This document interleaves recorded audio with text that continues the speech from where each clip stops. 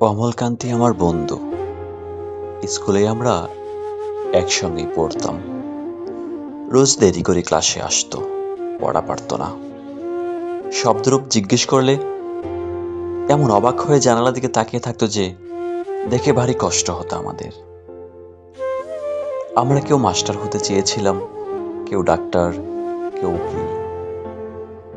অমলকান্তি সেসব কিছুই হতে চায়নি। সে রোদ্দুর হতে চেয়েছিল।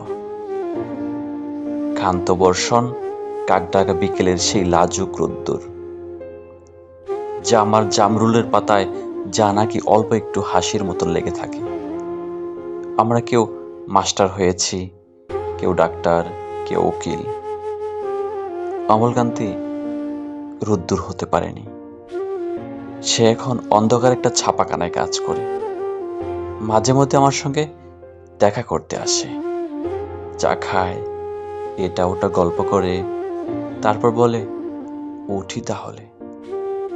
আমি ওকে দরজা পর্যন্ত এগিয়ে দিয়ে আসি।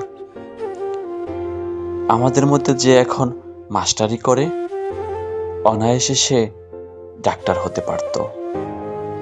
যে ডাক্তার হতে চেয়েছিল, উকিল হলে তার কি এমন ক্ষতি হতো? অথচ সকলের ইচ্ছে পূরণ হলো, এক অমলকান্তি ছাড়া।